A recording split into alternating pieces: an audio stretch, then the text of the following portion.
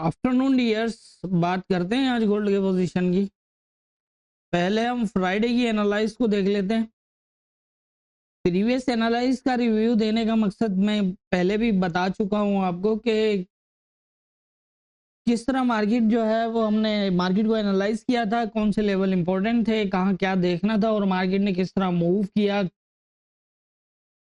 तो इससे कम से कम ये कि आपको ट्रेड लेने में आसानी हो। जिन्हें नहीं समझ में आता कि लेवल्स के ऊपर ट्रेड कैसे ली जाती है, उनको आसानी से समझ में आएगी। तो रिव्यू को ज़रूर देखा करें और इसको समझने की कोशिश किया करें।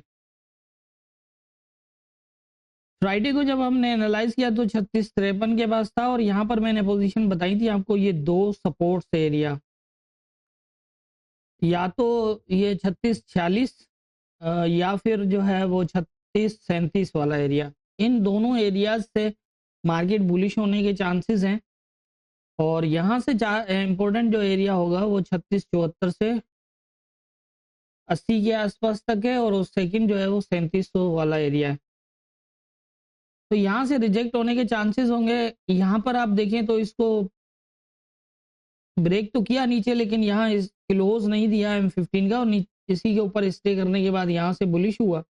बुलिश होने के बाद इस एरिया को इसने शेडो लगा दिया था जाते ही। तो काफ़ी क्लियर था कि ये जो है वो यहाँ से भी मज़ीद ऊपर जाने का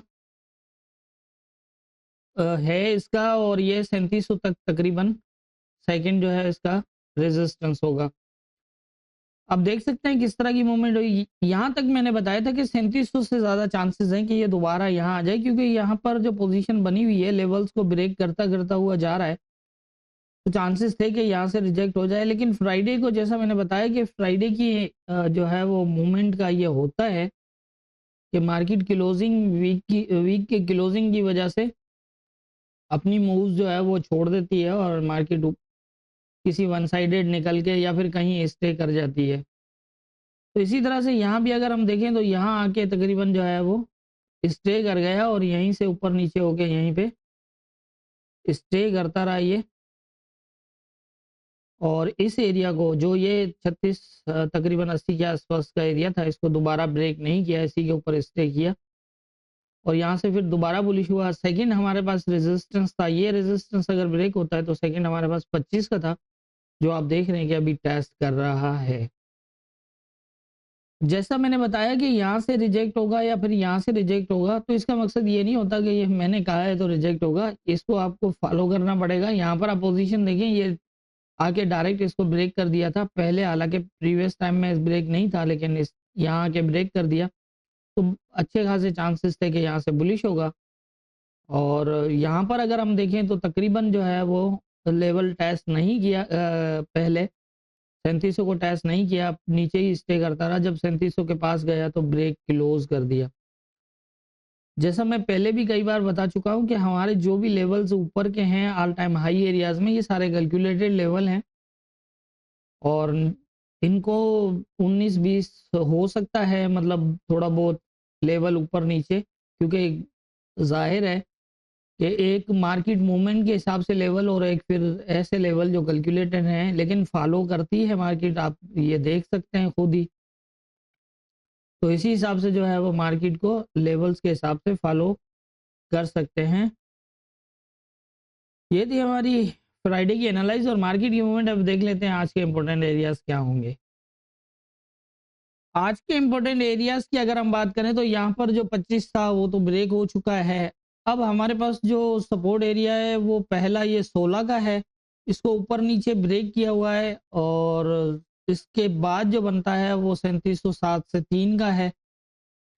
अगर ये ब्रेक क्लोज होता है तो फिर जो है वो 3685 से 81, इसी तरह से ये नीचे के लेवल हैं। और ऊपर का जैसा है कि 32 और फिर 40 से 43 और 55 से 58। 55 से 58 जो है वो काफ़ी इम्पोर्टेंट है, इसलिए मैंने इससे ऊपर फिलहाल लेवल नहीं लगाए आज के दिन के लिए, क्योंकि ये हमारी डेली की एनालाइज है।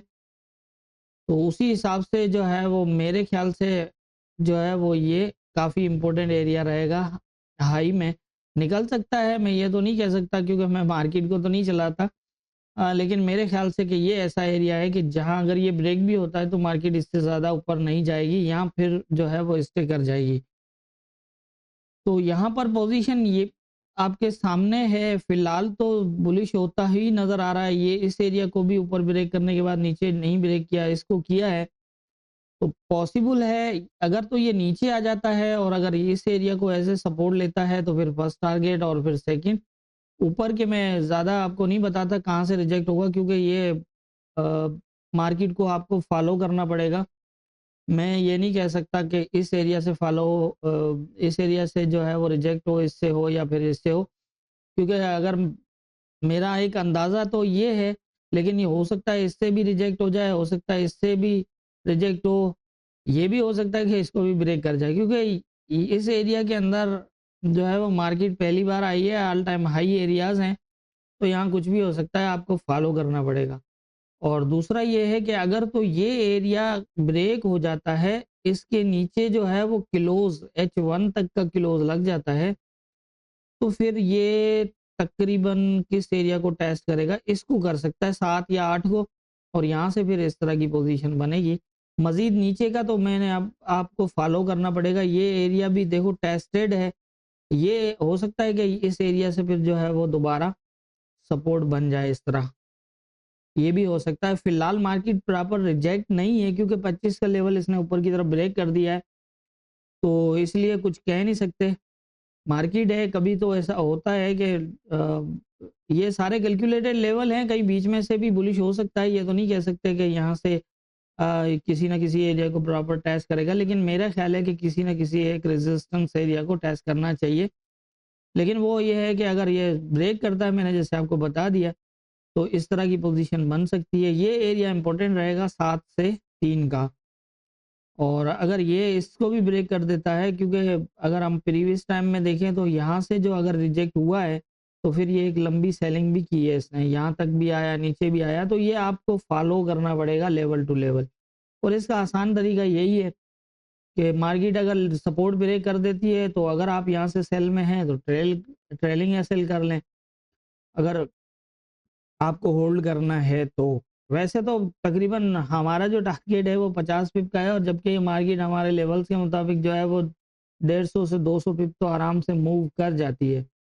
तो डेली टारगेट तो हमारा निकल ही जाता है। बाकी ये कि अगर होल्ड करना चाहें तो वो भी आपको बताया हुआ है कि किस तरह आपने होल्ड करना है। तो मेरे ख्याल से जितनी मेरी समझ है, मुझे गोल्ड में आज यही नज़र आ रहा है, बाकी होना क्या है ये ऊपर वाला बेहतर जानता है। दुआ में याद रखिएगा।